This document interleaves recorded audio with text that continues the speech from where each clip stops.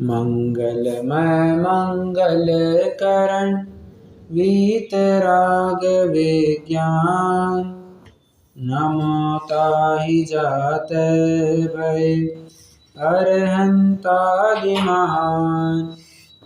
करि मंगल करि हो महा ग्रंथ करन को काज। जात मिलै समाज सब पावे निज पद राज। सो निज भाव सदा सुखद अपनो करो प्रकाश। जो बहुविधि भव दुख निको करिहै सत्यानाश।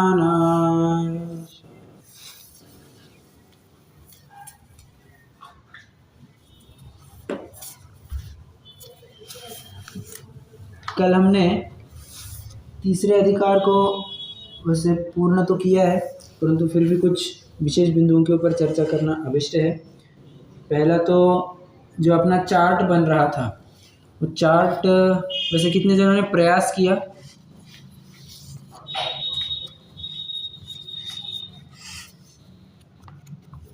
नहीं किया अभी नहीं।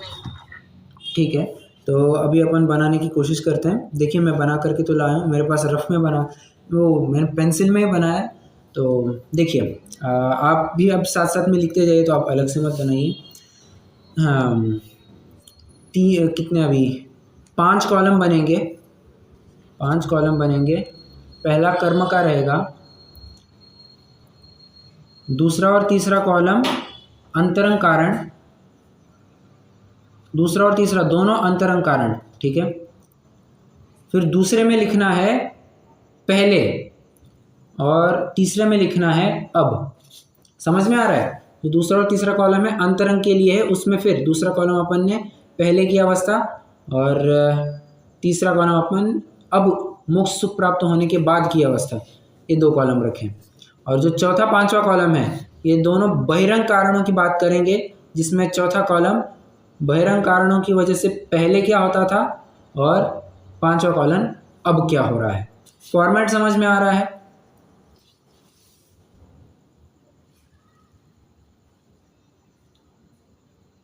जी भैया। ठीक है, अब इसमें अपन एक एक करके चर्चा करते हैं। सबसे पहले ज्ञान आवरण और दर्शनावरण। मैं थोड़ा सा फास्ट ही कहूँगा, तो आप हो सके तो थोड़ा सा फास्ट ही लिखने की कोशिश कीजिए। देखिए ज्ञान आवरण दर्शनावरण में क्या लिखेंगे? अंतरंग कारण में आप देख सकते हैं ज्ञानावरण दर्शनावरण का क्षयक्षम, मैं बताता हूँ। इनका क्षयक्षम और उदय होने से, लिखिए, इनका क्षयक्षम और उदय होने से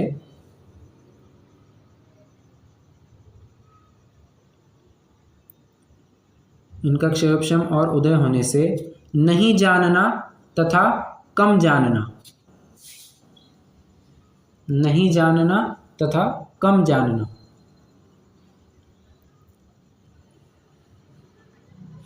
तीसरे कॉलम में क्या लिखेंगे? इनका क्षय हो जाने से पूर्ण ज्ञान प्रकट हुआ। इनका क्षय हो जाने से पूर्ण ज्ञान प्रकट हुआ।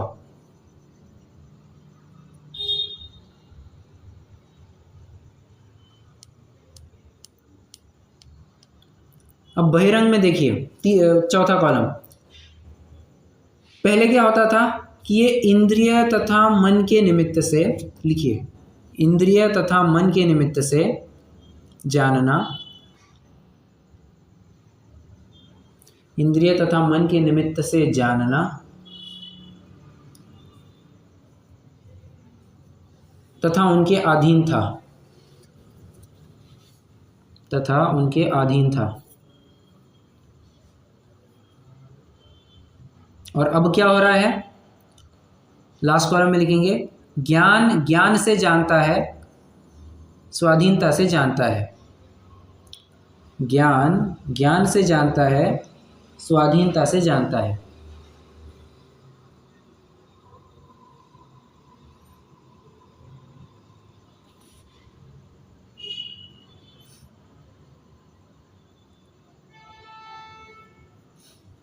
हो गया पूरा? सभी ने लिख लिया? ये ज्ञानावरण दर्शनावरण की बात थी।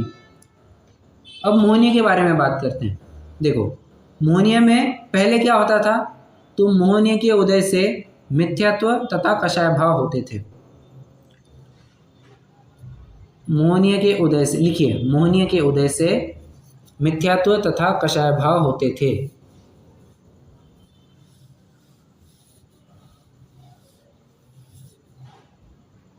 अगले कॉलम में क्या लिखेंगे, इसका अभाव होने से दुख का अभाव।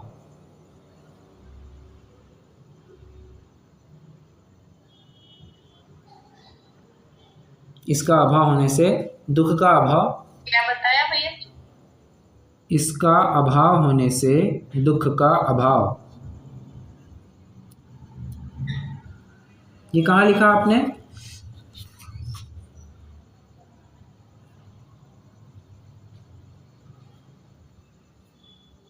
अंतरंग में बाद, बराबर, सही, भाव होने के बाद। करेक्ट। बहिरंग की बात करते हैं, मतलब जो चौथा कॉलम है अपना, वहां पर क्या होगा, मोह के कारणों की वजह से दुखी होता था। मोह के कारणों की वजह से दुखी होता था। मोह के कारणों की वजह से दुखी होता था। और अब मोह के कारण नहीं, अतः दुख के कारण भी नहीं। मोह के कारण नहीं, अतः दुख के भी कारण नहीं। मतलब जिन वस्तुओं को लेकर के पहले मोह करता था, अब वे वस्तुएं नहीं रही, तो मोह करेगा भी किसके बारे में, ये बात कही जा रही है। डन हो गया मोहनीय लिख करके, मोहनीय का।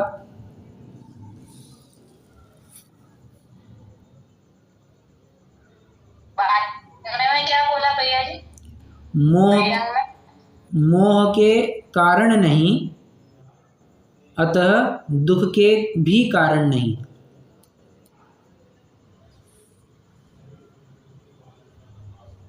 मोह के कारण नहीं, अतः दुख के भी कारण नहीं।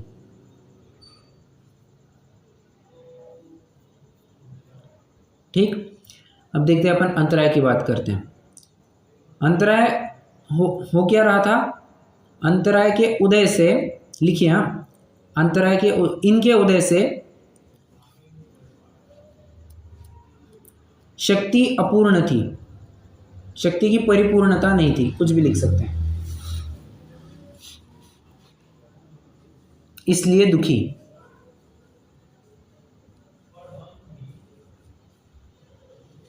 इसलिए दुखी। अंतरंग में अब इस वाले कॉलम में क्या लिखेंगे, इनका अभाव अतः दुख का भी अभाव। अंतराय कर्म का अभाव, इसलिए दुख का भी अभाव। अंतराय कर्म का अभाव, इसलिए दुख का भी अभाव। अगले कॉलम में बहिरंग कारणों की अपेक्षा बात करें तो ये शक्तिहीनता महसूस करता था। लिखिए शक्तिहीनता, बस इतनी लिखिए, इतना ही लिखिए, शक्तिहीनता।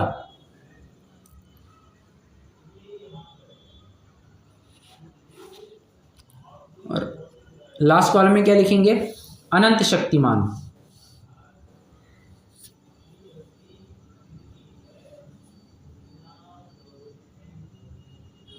और ब्रैकेट में लिखिए सर्वशक्तिमान और उसके ऊपर चौकड़ी लगाइए। समझ में है मैं क्या कह रहा हूं? ब्रैकेट में अनंत शक्तिमान के बाद ब्रैकेट में लिखिए सर्वशक्तिमान और उसके ऊपर ही चौकड़ी लगाइए। पेंसिल से लगाना, पेंसिल से लगाइए। इससे मतलब क्या हुआ, इसका मतलब क्या हुआ,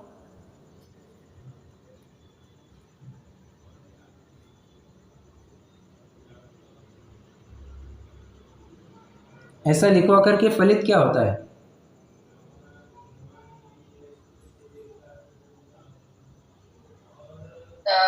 आपको भी आवाज कट हो रही है क्या भैया जी? हाँ, आवाज कट हो रही है, समझने में थोड़ी परेशानी आ रही है। हाँ, मुझे भी समझने में थोड़ी परेशानी आ रही है भैया जी, थोड़ा नेट में प्रॉब्लम है। कहाँ तक हो गया था? वो आपने चौकड़ी लगाने के लिए बोला ना।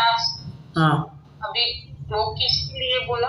देखो लास्ट था ना अपना अंतराय का। मैं आपने अनंत शक्तिमान इतना लिखा। हाँ, अनंत शक्ति और सर्वशक्तिमान। हाँ, तो सर्वशक्तिमान के ऊपर चौकड़ी लगाइए। मैं ऐसा क्यों लिखवा रहा हूँ, कोई बता सकता है? ऐसा कि मैं पर्पसफुली लिखवा रहा हूँ, क्यों?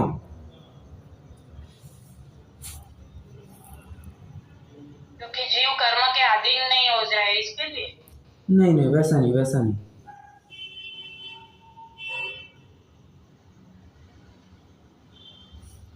अरे मोक्ष सुख प्राप्त करने के बाद, मतलब जो आप कहते हैं ना, भगवान अनंत शक्तिमान है, सर्वशक्तिमान नहीं, अनंत शक्तिमान है, उसके लिए मैं लिखवा रहा हूँ, ठीक है? कोई ये ना कहे कि भगवान सर्वशक्तिमान है, नहीं, भगवान अनंत शक्तिमान है, ये बात सिद्ध होती है, ठीक है? चलिए, अब अंतराय की बात हो गई। अब वेदनीय में आती है, ये घाती कर्मों की बात अपनी पूरी हो गई। अब वेदनीय की बात करते हैं, अघातियों की चालू होती है। सिंपल सी बात है, मोहन यहाँ पर लिखना है वेदनीय के लिए, पहले दूसरे कॉलम में, मोह की वजह से आकुलित, मोह की वजह से आकुलित।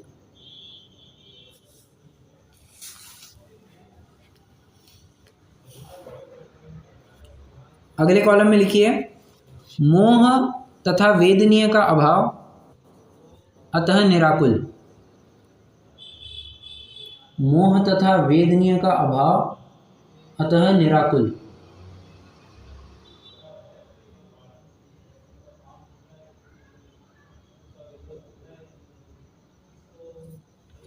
आगे चौथे कॉलम में लिखिए, बाह्य वस्तु को लेकर सुख दुख मानना।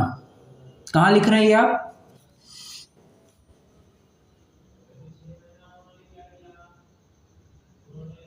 बहिरंग में। बहिरंग में, वो भी पहले पहले क्या होता था, तो लिखना है बाह्य वस्तु को लेकर सुख दुख मानना। वेदनीय में यही होता था कि ये वस्तु मुझे सुखी करने में समर्थ है, ये वस्तु मुझे दुखी करने में समर्थ है, यही मानता था वो। और अब क्या हो रहा है, मोक्ष सुख प्राप्त करने के बाद संयोग ही नहीं रहे, अतः संयोग आश्रित दुख भी नहीं रहे। लिखिए, संयोग नहीं रहे, संयोग नहीं रहे, अतः अतः संयोग आश्रित दुख भी नहीं रहे, संयोग आश्रित दुख भी नहीं रहे।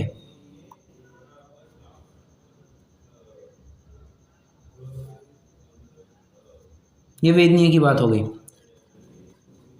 अब अगला, अगला कौन सा कर्म है?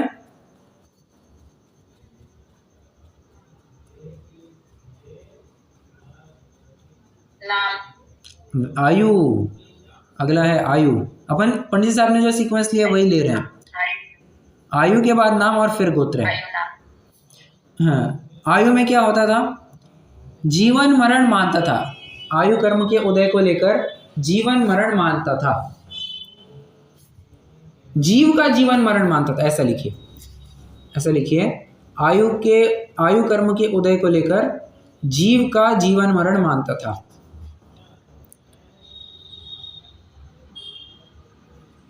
जीव का जीवन मरण मानता था। अगले कॉलम में लिखिए, जीवन मरण ही का अभाव हो गया, आयु कर्म का अभाव हो गया, इसलिए।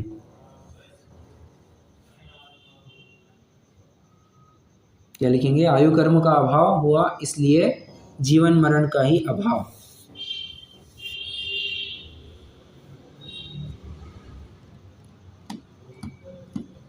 बहिरंग में देखिए, पहली बात, द्रव्य प्राणों में अपना जीवन मानना, या द्रव्य प्राणों से जीता हूं, ऐसा लिखिए, द्रव्य प्राणों से जीता हूं।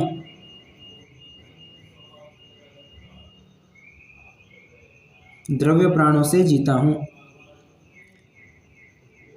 लास्ट में क्या लिखेंगे? लॉजिकली जरा सोच के बताइए।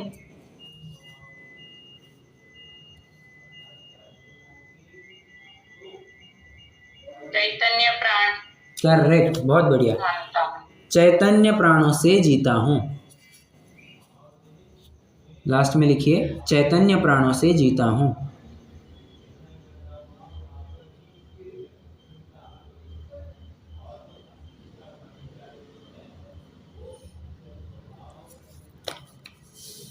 अब आगे आगे नाम कर्म लिखिए।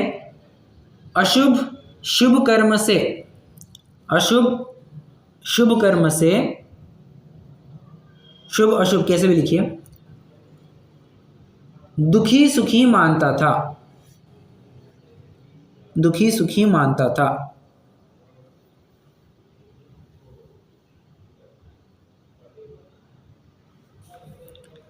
आगे लिखिए अगले कॉलम में, अब तो नाम कर्म का ही अभाव हो गया।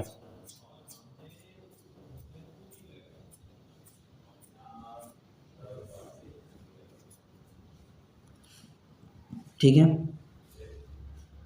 बहिरंग में क्या लिखेंगे? बहिरंग में ये लिखिए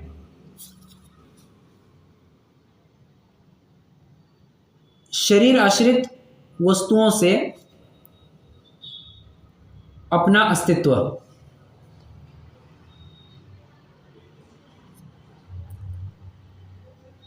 शरीर आश्रित वैशिष्ट्यों से, ऐसा भी लिख सकते हैं, शरीर आदि विशेषताओं से, शरीर की विशेषताओं से, मैं बार बार चेंज कर रहा हूं, शरीर की विशेषताओं से अपना अस्तित्व मानना।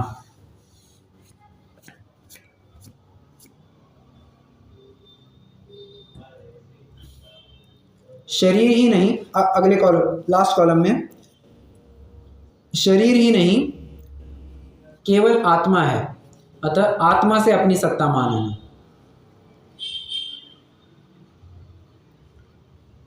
शरीर नहीं मात्र आत्मा है,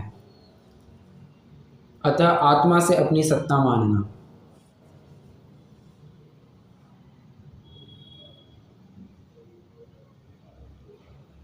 और लास्ट गोत्र, गोत्र में बहुत ही छोटी बात बनेगी, मतलब गोत्र कर्म के उदय से स्वयं को उच्च नीच मानता था,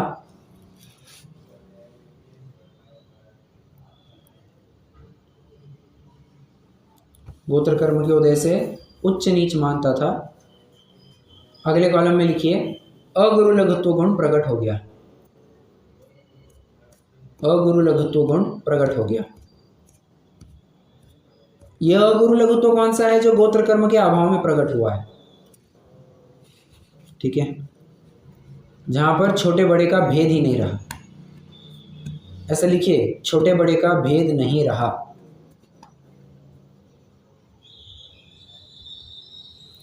बहिरंग में क्या लिखेंगे? विशिष्ट कुल से अपनी महंतता मानना, विशिष्ट जाति कुल गोत्र से अपनी उच्चता या हीनता मानना।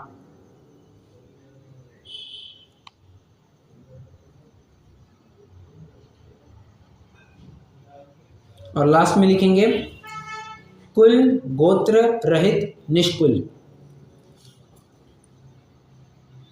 क्या लिखेंगे? कुल गोत्र रहित निष्कुल हो गए हैं।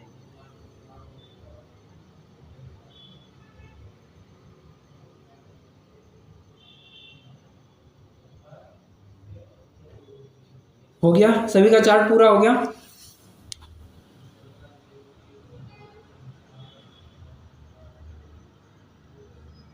जी भैया जी। ओके, अब ये चार्ट में एक बात आप समझिए, जो ऊपर बहिरंग की बात लिखी है ना, अगर आपके पास वहां जगह होगी तो ऐसा लिख सकते हैं, नीचे भी लिख सकते हैं, कैसे भी ब्रैकेट में लिखिए नो कर्म, ब्रैकेट में लिखिए नो कर्म डैश संयोग। संयोग आपने नोटिस किया होगा बहिरंग में अपन ने पूरी संयोग आश्रित बात की है, पूरी संयोग आश्रित, बाहर में क्या चल रहा है। और अंतरंग में आपको लेना है दो बातें, द्रव्य कर्म और भाव कर्म, द्रव्य कर्म और भाव कर्म। भाव कर्म के आगे डैश करके लिखिए संयोगी भाव। मतलब इसमें जो अंतरंग की बात थी उसमें अपन ने कर्मों को भी कंसिडर किया है, प्लस जीव के जो भाव थे उनको भी कंसिडर किया है। हालांकि बनाने को तो फिर तीनों के अलग अलग भी बन सकते थे, कर्मों में क्या होता था, भावों के स्तर पर क्या होता था, और बहिरंग में बाहर में क्या होता था। बनाने को तीन भी अलग बना सकते थे, किंतु बाहर की वस्तुएं दिखाई देती है इसलिए अपन ने उसको बहिरंग की कैटेगरी में रखा है। और अंतरंग में अपन ने कर्म तथा भाव कर्म, द्रव्य कर्म तथा भाव कर्म, इन दोनों को एक साथ रख लिया है और उस हिसाब से फिर अपन ने कंबाइंड चार्ट भी बनाया। खैर, तो ये चार्ट अपना पूरा हो गया। ये चार्ट अपने पास देखिए, इतने एक पेज में मैं कहता हूँ आपके 4 पेज कवर हो गए। अब आपको ज़्यादा कहीं ढूंढने की ज़रूरत भी नहीं है, आपने बस ये चार्ट गो थ्रू कर लिया एक बार। एग्जाम में अगर क्वेश्चन आए तो फटाफट ये चार्ट ही उतार देना है और क्या करना है। मतलब 4 पेजेस भरने से बेहतर है आपने बस एक पेज में पूरे 4 पेज का कंटेंट भर दिया। या जिस भी प्रकार के कर्म का प्रश्न आए तो आप ये इजीली हैंडल कर सकते हैं, आपको कोई दिक्कत नहीं आएगी। ठीक है, चलिए।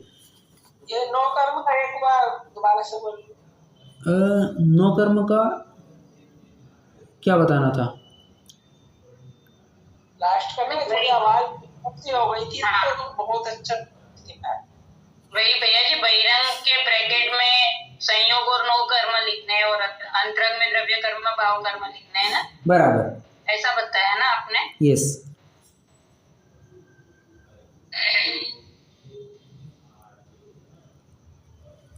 हाँ, इतना एक कर सकते हैं, जो भाव कर्म लिखा है भाव कर्म के आगे, भाव कर्म, हाँ उसके आगे डैश करके लिखिए संयोगी भाव। जैसे अपन ने नो कर्म के आगे संयोग लिखा था, भाव कर्म के आगे लिखिए संयोगी भाव।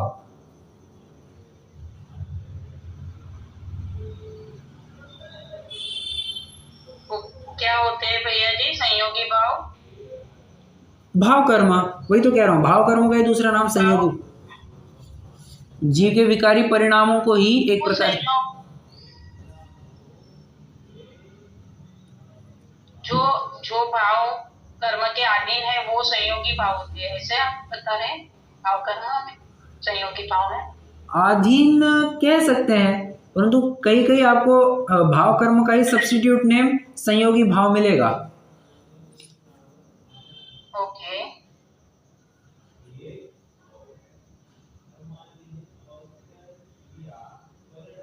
क्योंकि पूरा जीव के परिणामों से संबंध है, तो वैसा आप समझ सकते हैं।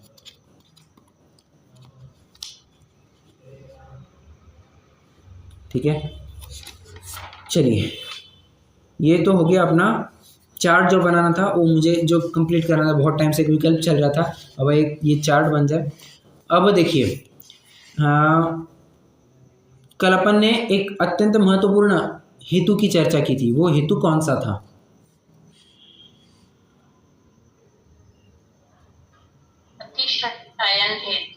अतिशायन हेतु। कितने जनों ने वो पढ़ा? तीसरी कारिका, आप तो मीमांसा की।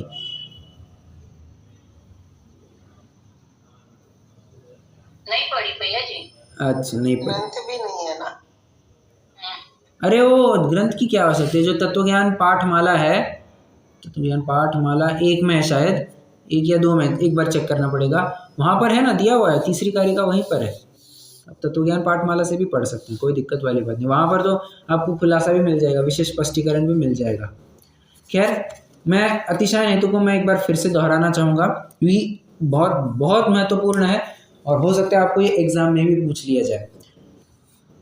अतिशायन हेतु कहता क्या है कि डिग्री टू डिग्री चेंज जो बताता है कि बाबा अगर इतना काम करने पर इतना फल मिल रहा है तो पूर्ण फल की भी अवस्था हो सकती है क्या?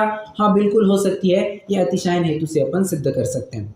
जो प्राय आचार्य ने उदाहरण दिया है उसकी ज़रा बात करते हैं। ठीक है, देखिए, अगर आपको समझ में आ गया है, नहीं समझ में आया कोई दिक्कत नहीं, परंतु मैं तो दोहराना चाहूँगा क्योंकि बहुत महत्वपूर्ण है। ठीक है, देखिए, उदाहरण क्या दिया आचार्यों ने?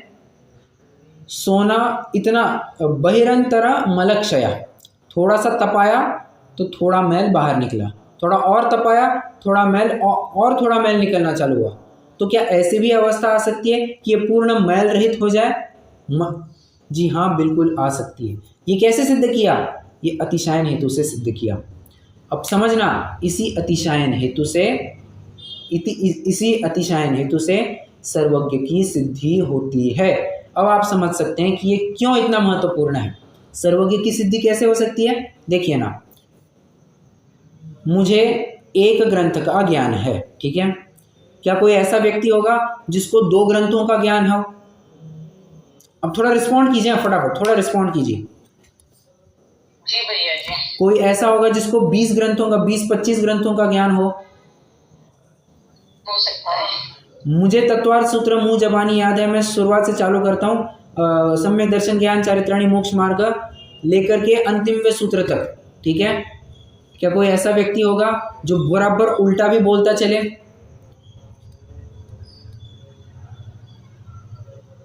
तत्वार्थ सूत्र उल्टा चालू करे, क्या ऐसा भी कोई हो सकता है? कौन जानते हैं कौन है वो व्यक्ति?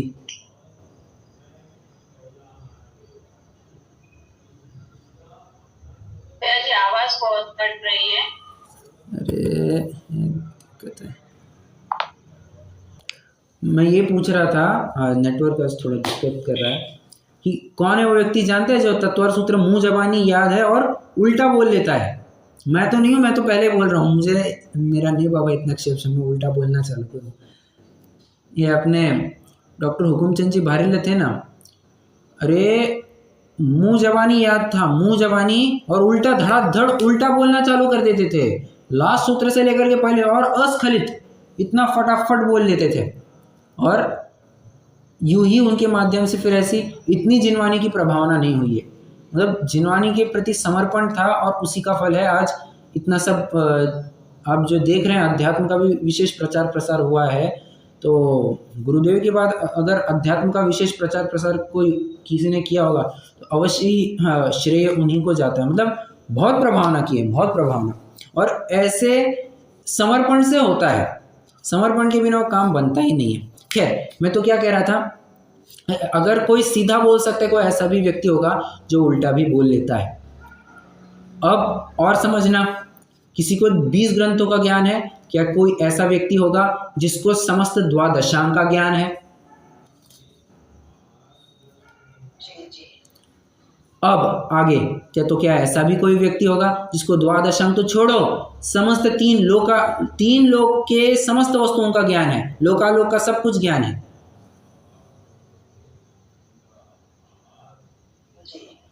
कैसे सिद्ध हुआ? कैसे सिद्ध किया अपन ने?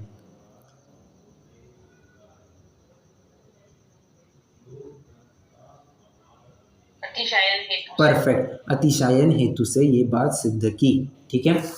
अब उसमें समझना, आचार्य समंतभद्र ने 3 बातें कही है। सूक्ष्म, अंतरित, दूरार्था, प्रत्यक्षा कस्यचिद यथा, अनुमेयत्वादाग्नेयादि रीति सर्वज्ञ संस्थिति। वहां पर कहते हैं तुम्हें कोई वस्तु, अब अतिशायन हेतु का ही एक प्रकार से आप समझ सकते हैं एक्सटेंशन है। कैसे? अनुमेय लगाए, अनुमेय मतलब अनुमान, अनुमेय जो अपन कहते हैं ना, तो उसी प्रकार कह रहे हैं। किसी के लिए कोई वस्तु अनुमान का विषय है तो किसी के लिए कोई वस्तु प्रत्यक्ष है। जैसे मैं अभी जहां पर बैठा हूं, ठीक है, आजू बाजू का एरिया आपके लिए क्या है? अनुमेय मात्र है, मेरे लिए तो प्रत्यक्ष है। और आप जहां पर बैठे हैं मेरे लिए क्या है? अनुमेय मात्र है, मैं बस अनुमान लगा सकता हूं। आपके लिए क्या है? प्रत्यक्ष है। तो कोई ये प्रश्न करता है कि कैसे साहब, वो वस्तु होगी या नहीं होगी, कौन जानता है? तुम अनुमान से जान रहे हो, कोई वहां रह करके उस वस्तु को प्रत्यक्ष जानता है। जैसे सुमेरु पर्वत, हम आप सभी को बस क्या है? अनुमान ही का तो विषय है, परंतु किसी न किसी को प्रत्यक्ष का भी विषय होगा और अवश्य होगा। तो ऐसा है। कैसे सिद्ध हुआ? अनुमान की तो बात आती है, अतिशायन हेतु का भी यहाँ थोड़ा रेफरेंस जरूर आता है, बिल्कुल आता है। और समझना, 3 बातों के बारे में क्या कही? सूक्ष्म, अंतरित और दूरवर्ती। सूक्ष्म मतलब जो आंखों से दिखाई नहीं। अब देखिए, मान के चलिए कोई छोटी सी चींटी है, किसी को अपने आंखों से दिखाई देती है, किसी को नहीं दिखाई देती है। और बताता हूँ मैं, हुआ क्या है, हमारे पिताजी को अभी थोड़ा सा एज होता है ना, 40+ क्रॉस करने की वजह से अब वो नंबर लग जाता है, तो पास का दिखाई नहीं देता, तो उनको वैसे दिक्कत होती है। मतलब दूर का सब दिखाई देता है, पास का भी दिखाई देता है, परंतु बहुत बारीक अक्षर होते हैं, जैसे मोबाइल की बैटरी चेक करनी है, तो मेरे पास ही मोबाइल है, करे बेटा बता नहीं इसमें कितनी बैटरी है। अब ये क्या है, अब उनके लिए सूक्ष्म है, मेरे लिए तो बराबर में पढ़ पाता हूँ, ठीक है। परंतु कोई कोई वस्तु ऐसी होगी जो मुझे नहीं दिखाई देती, कोई कोई ऐसी वस्तु है जो मुझे नहीं दिखाई देती, किसी और को दिखाई देती होगी। जी बिल्कुल संभव है। तो कोई ऐसा भी होगा जिसको परमाणु भी दिखता होगा। जी हाँ, कैसे? ये अतिशायन हेतु से, अतिशायन हेतु से ये बात सिद्ध होती है, ठीक है। इसी प्रकार सूक्ष्म, अंतरित और दूरवर्ती, इन तीनों के ऊपर भी लगा लेना। कुल मिलाकर के बात इतनी कहना चाह रहे हैं कि अतिशायन हेतु बहुत महत्वपूर्ण है। ये सर्वज्ञ सिद्धि में काम आ गया। एक मैंने आपको दाखला दे दिया, दूसरा दाखला अपने मोक्ष मार्ग में लगेगा। कैसे मोक्ष मार्ग में लगाएंगे? देखो, तुमने इतना पुरुषार्थ किया तो तुम्हारी 41 कर्म प्रकृतियों का निरोध हुआ, तब जाकर के तुम्हें सम्यक तो प्रकट हुआ। तुम थोड़ा और पुरुषार्थ करोगे तो 10 प्रकृतियां का और निरोध हो जाएगा। मतलब कुल मिलाकर के 51 प्रकृतियों का निरोध होकर के तुम 5वें गुण स्थान में पहुंच सकते हो। और विशुद्धता बढ़ेगी, और प्रयत्न करो और बढ़ेगी, और जैसे जैसे करते पुरुषार्थ करते जाओ तो क्या ऐसी भी अवस्था आ सकती है जहां पर समस्त कर्म प्रकृतियों का निरोध हो चुका है, उनका अभाव हो चुका है, उसी को मोक्ष अवस्था कह सकते हैं। जी हाँ, ऐसा संभव है। कैसे सिद्ध किया? अतिशायन हेतु से। मैंने आपको एक क्या कहते हैं, न्याय का आधार दाखला दे दिया जहां पर अतिशायन हेतु का प्रयोग होता है। एक मैंने अध्यात्म का दाखला दे दिया, ठीक है। अब एक चरणानियोग का दाखला, जो अपन कल चर्चा कर चुके थे, परंतु जो कल की कक्षा में नहीं थे, उनके लिए फिर से एक बार। पानी की मर्यादा कैसे डिटरमाइन करते हैं? ग्रंथों में 6 घंटा और 24 घंटा इतनी बात आती है। उबाल लिया तो थोड़ा सा गुनगुना किया तो 6 घंटा, खोलता हुआ उबलता पानी वो 24 घंटे की मर्यादा को दर्शाता है। तो प्रश्न है क्या 6 घंटे की थोड़े से ऊपर हो गया तो 24 घंटा होता है? नहीं, बीच वाली भी अवस्था है ना, तो उस हिसाब से फिर 12 घंटा, 15 घंटा, 18 घंटा, इस प्रकार भी मर्यादा मानने में कोई हर्जा नहीं है, कोई भी हर्जा नहीं है। कैसे सिद्ध किया? अतिशायन हेतु से सिद्ध किया। और इस अतिशायन हेतु से एक प्रकार से आप समझिए चार्वाक मत का निरोध होता है, चार्वाक मत का खंडन होता है। कैसे? न्याय का देखो एक और दाखला। चार्वाक मत क्या मानता है? जो प्रत्यक्ष है बस उतना ही है, जो प्रत्यक्ष है बस उतना ही है, उसके अलावा कुछ नहीं है, उसके अलावा कुछ नहीं है। तो कह रहे तुम्हें प्रत्यक्ष नहीं है इसलिए किसी और को प्रत्यक्ष नहीं होगा। ये कैसे कहा? तुम्हारे लिए अगर कोई अनुमान का विषय किसी के प्रत्यक्ष हो सकता है ना, या तुम्हें प्रत्यक्ष नहीं है पर किसी और को भी वो वस्तु प्रत्यक्ष हो सकती है। हम यहाँ बैठे हैं, हमारे लिए क्या अमेरिका बस अनुमान का विषय है, परंतु वहां पर जो अमेरिका में आदमी बैठा है, ट्रंप बैठा है, उसको तो साक्षात प्रत्यक्ष है वो बात, उसको तो प्रत्यक्ष है, ठीक है। तो किसी के लिए वो बात प्रत्यक्ष है, किसी के लिए वो परोक्ष हो जाती है। ये कैसे सिद्ध होता है? ये अतिशायन है। इसका मतलब ये नहीं समझना कि वस्तु की हयाती ही नहीं है, वस्तु की हयाती है, तुम्हारे ज्ञान का ज्ञेय नहीं बन रहा है। अतिशायन हेतु से बात सिद्ध होती है। अतिशायन हेतु का इंग्लिश ट्रांसलेशन कैसे कहे? something similar to it meaning in Hindi also will do. ने आपको इसी नाम से जानना पड़ेगा, इसका नाम ही ऐसा है, अतिशायन हेतु। फिल्म देखने के लिए बोला था ना क्या? आज इस पे आया हुआ है ना फैसले गोपाल जी की तरफ से। समझ में नहीं आया। यानी यदि एक फिल्म दिखा रहे हैं कि चलेगी ये जरूर देखिए पूरे सारे अभी भी आया होगा ये मंदर जी बनसावली वो जैन बिल्कुल दिखा रहे हैं ना गोपाल जी आज 8:30 बजे से तो मेरा ध्यान करते। अरे कुमकुम जी, हाँ जी। आप क्या कह रही हैं? आज इस पर मैसेज आया है ना भैया जी पायल जी।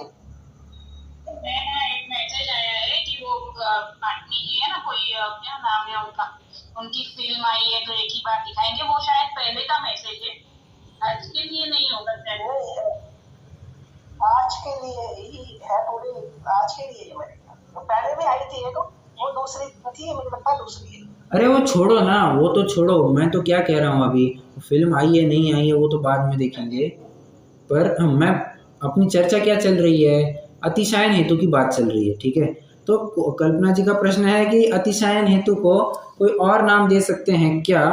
अपन चलो एक बार देख भी लेते हैं, एक मिनट। हाँ,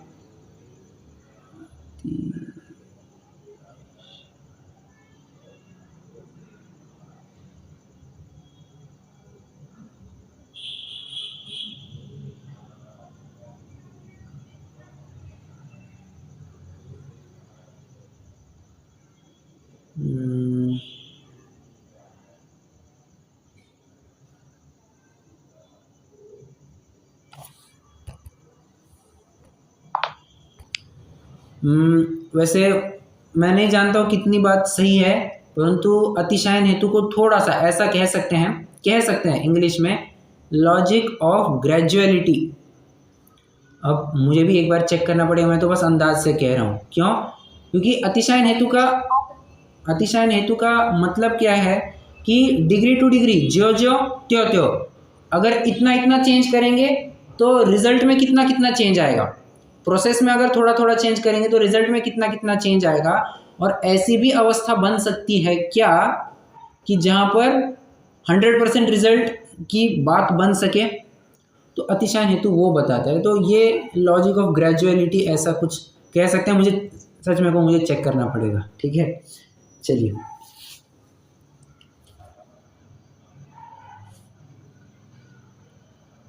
और ये बात यहाँ पर पंडित जी साहब ने यूज़ की है निराकुलता के लिए। जो अपन सुख की बात करते हैं, तुमने इतना पुरुषार्थ किया तो तुम्हारी आकुलता घटी, तुम्हारी निराकुलता बढ़ी, सुख प्रकट हुआ। तुमने और पुरुषार्थ किया और निराकुलता हुई और सुख हुआ। और एक ऐसी भी अवस्था आ जाएगी जहाँ पर पूर्ण निराकुलता हो और पूर्ण सुख की भी प्राप्ति हो। ऐसी भी एक अवस्था आ सकती है, ये तुम्हें मानना पड़ेगा। अगर नहीं मानते हो तो फिर बात संभव ही नहीं है। या तो तुम देखो, ऐसी अवस्था संभव नहीं है, वो वही कह सकते हैं जिसने उस अवस्था को देख लिया हो। मतलब हो गया ना कोई व्यक्ति तो वैसा प्राप्त कर ही लिया हमने। तो ऐसा अब कहने में संभव नहीं है। मतलब उसका सामने वाले का तर्क सही नहीं है कि ऐसी कोई बात नहीं होती होगी। बिल्कुल ये बात बनती है, ठीक है। थोड़ी निराकुलता थोड़ा सुख, पूर्ण निराकुलता पूर्ण सुख, ये फंडा यहाँ पर बताया गया है। मुझे लगता है आज के लिए अपन बस करेंगे, क्योंकि जो मुझे इन दो बिंदुओं के ऊपर चर्चा करनी थी सो बात मेरी पूरी हो गई है। चौथे अधिकार को प्रारंभ अपन कल करेंगे, ठीक है। रुकते हैं, जी यूनिवर्सिटी करेंगे।